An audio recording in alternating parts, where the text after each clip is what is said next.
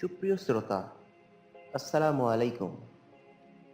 পড়ছিলাম কোরআন থেকে নেওয়া জীবনের পাঠ, আরিফ আজাদ। পর্ব 4, দুঃখের আলপনায় স্বস্তির রং। আমাদের নিদারুণ দুঃখ কষ্ট নিয়ে আমরা যখন কোরআনের কাছে আসি, কোরআন তখন চমৎকারভাবে তা উপশমের উপায় বাতলে দেয়। কোরআন আমাদের মিছে মিছে সান্ত্বনা দেয় না, অথবা আমাদের দুঃখ কষ্টকে অগ্রাহ্য করে সেসব এড়িয়েও যায় না। দুঃখবোধ উপশমে কোরআন আমাদের এমন এক পথ বাতলে দেয় যা বাস্তব এবং যা ব্যক্তির মানসিক গঠনের জন্য বিস্ময়করভাবে সহায়ক। দুঃখ কষ্টের ব্যাপারে কোরআনের ভাষ্য হল, নিশ্চয় কষ্টের সাথেই রয়েছে স্বস্তি। আল্লাহ সুবহানাহু তাআলা বলেছেন, স্বস্তি রয়েছে দুঃখ কষ্টের মাঝে। আপাত দৃষ্টিতে দুটো বিষয়কে সম্পূর্ণ বিপরীত মনে হলেও কোরআনের ভাষ্য মতে দুটো বিষয় যেন অঙ্গাঅঙ্গিভাবে জড়িত। কষ্টের সাথে স্বস্তি কিভাবে থাকতে পারে আমি বোঝার চেষ্টা করলাম। ধরা যাক একজন লোকের ঘরে কোনো খাবার নেই, ক্ষুধায় অনাহারে সকলে ক্লান্ত, চরম দুঃখ কষ্টে কাটছে তাদের দিন। এই মতাবস্থায় তার জন্য স্বস্তি কোথায়? মজার ব্যাপার হচ্ছে, স্বস্তি বা সুখ যাই বলি না কেন, সেটাকে আমরা সংজ্ঞায়িত করেছি টাকা পয়সা, ধন সম্পদ আর সচ্ছলতা দিয়ে। এসবের অনুপস্থিতিকে আমরা বুঝি দারিদ্র্য আর দুঃখ কষ্ট হিসেবে।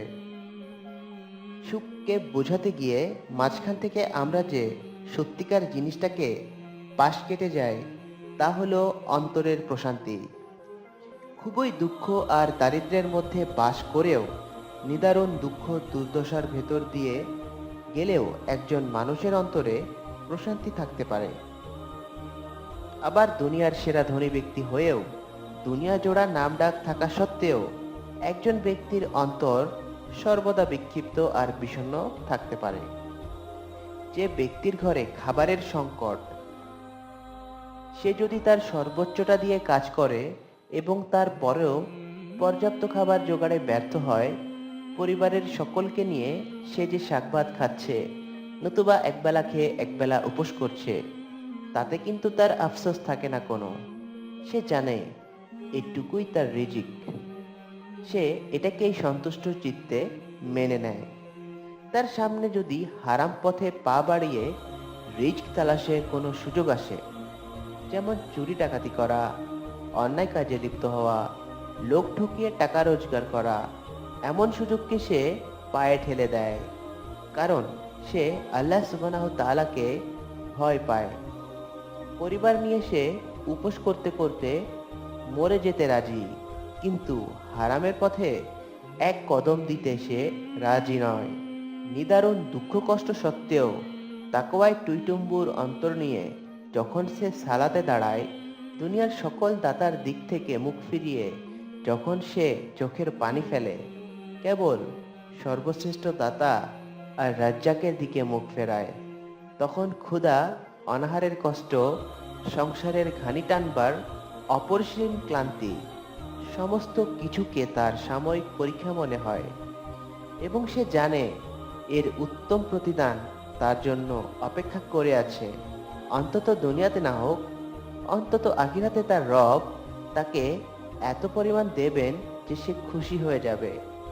আবার দুনিয়া সেরা কোনো এক ধনী লোক, ধরা যাক তার বিশাল একটা ব্যবসায়িক প্রজেক্ট একেবারে শেষ পর্যায়ে এসে মুখ থুবড়ে পড়ল।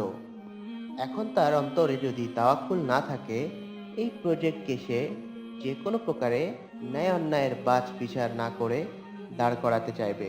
তাতে কার কি ক্ষতি হলো, কার কি এলো গেল, তা নিয়ে সে একটুও ভাববে না।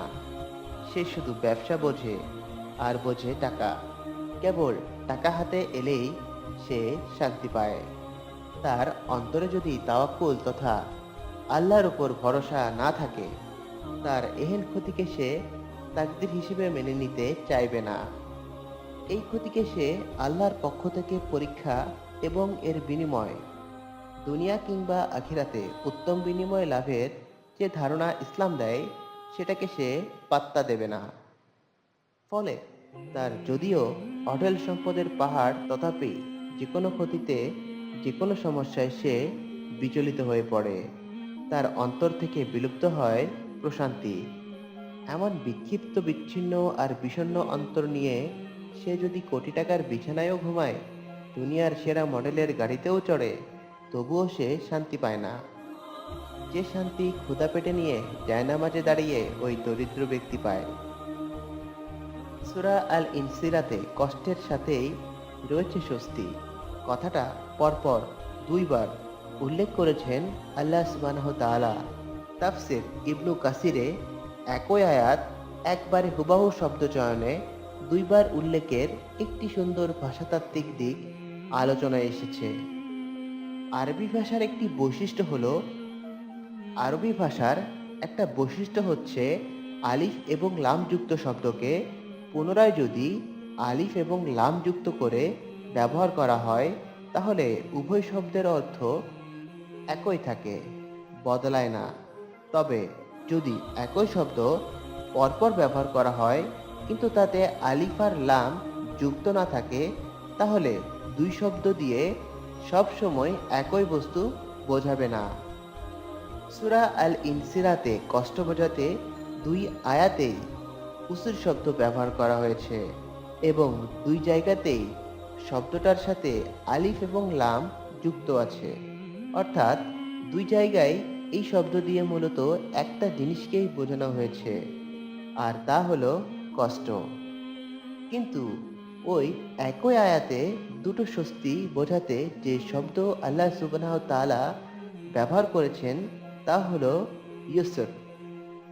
লক্ষণীয় ব্যাপার হলো কষ্ট বোঝাতে তিনি যে উসুর শব্দ নির্বাচন করেছেন তাতে আলিফ আর লাম যুক্ত থাকলেও স্বস্তি বোঝানোর জন্য যে ইউসুর শব্দ তিনি ব্যবহার করেছেন তার কোনোটাতেই আলিফ লাম নেই। কোরআনের ভাষাবিদগণ বলেছেন আয়াত দ্বয়ে উসুর শব্দের সাথে আলিফ আর লাম যুক্ত থাকায় তা দিয়ে একটা জিনিসই বোঝানো হয়েছে, কষ্ট। কিন্তু আয়াত দ্বয়ে ইউসুর শব্দের সাথে আলিফ লাম যুক্ত না থাকায় তা দিয়ে একই স্বস্তি বোঝানো হয়নি, বরং হরেক রকমের স্বস্তি তথা পুরস্কারকে বোঝানো হয়েছে।